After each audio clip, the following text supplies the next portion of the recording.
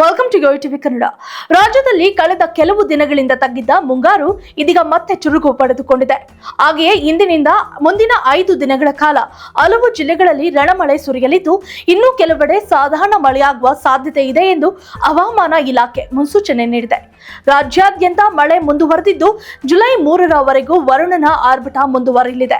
ರಾಜ್ಯ ಹವಾಮಾನ ಇಲಾಖೆಯು ಕೊಡಗು ಜಿಲ್ಲೆಗೆ ರೆಡ್ ಅಲರ್ಟ್ ಘೋಷಣೆ ಮಾಡಿದೆ. ಇನ್ನುಳಿದಂತೆ ಉತ್ತರ ಕನ್ನಡ, ದಕ್ಷಿಣ ಕನ್ನಡ, ಉಡುಪಿ, ಚಿಕ್ಕಮಗಳೂರು, ಹಾಸನ ಹಾಗೂ ಶಿವಮೊಗ್ಗ ಜಿಲ್ಲೆಗಳಿಗೆ ಆರೆಂಜ್ ಅಲರ್ಟ್ ಮತ್ತು ಬೆಳಗಾವಿ, ಬೀದರ್ ಹಾಗೂ ಕಲಬುರಗಿ ಜಿಲ್ಲೆಗಳಿಗೆ ಯೆಲ್ಲೋ ಅಲರ್ಟ್ ಅನ್ನು ಘೋಷಣೆ ಮಾಡಲಾಗಿದೆ.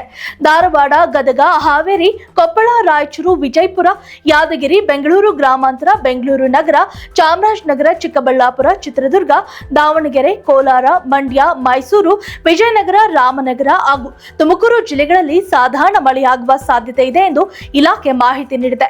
ಶೃಂಗೇರಿ, ಕೊಪ್ಪ, ವಿರಾಜಪೇಟೆ, ಕೊಟ್ಟಿಗೆಹಾರ, ಬೆಳ್ತಂಗಡಿ, ಯಲ್ಲಾಪುರ, ಕ್ಯಾಸಲ್ ರಾಕ್, ಖಾನಾಪುರ, ಸೋಮವಾರಪೇಟೆ, ಪೊನ್ನಂಪೇಟೆ, ಸಿದ್ದಾಪುರ ಹಾಗೂ ಬನವಾಸಿಯಲ್ಲಿ ಶುಕ್ರವಾರ ಭಾರಿ ಮಳೆಯಾಗಿದೆ.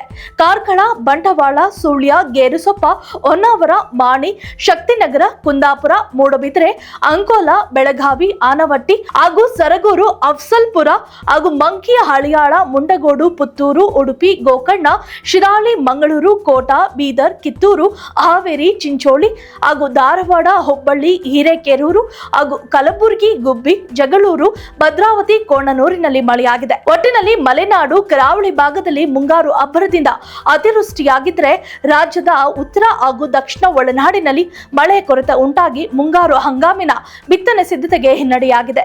ಕೇರಳ, ಮಲೆನಾಡು ಹಾಗೂ ಮಹಾರಾಷ್ಟ್ರದಲ್ಲಿ ಭಾರಿ ಮಳೆಯಾದ ಪರಿಣಾಮ ಕೃಷ್ಣ, ಕಾವೇರಿ, ತುಂಗಭದ್ರಾ ಸೇರಿದಂತೆ ಬಹುತೇಕ ನದಿಗಳು ಮೈದುಂಬಿ ಹರಿಯುತ್ತಿವೆ. If you like this video, ಬೇಗ ಲೈಕ್ ಮಾಡಿ, ಕಾಮೆಂಟ್ ಮಾಡಿ, ಶೇರ್ ಮಾಡಿ ಹಾಗೂ ಯೋಯೋ ಟಿವಿ ಕನ್ನಡವನ್ನು ಸಬ್ಸ್ಕ್ರೈಬ್ ಮಾಡಿ.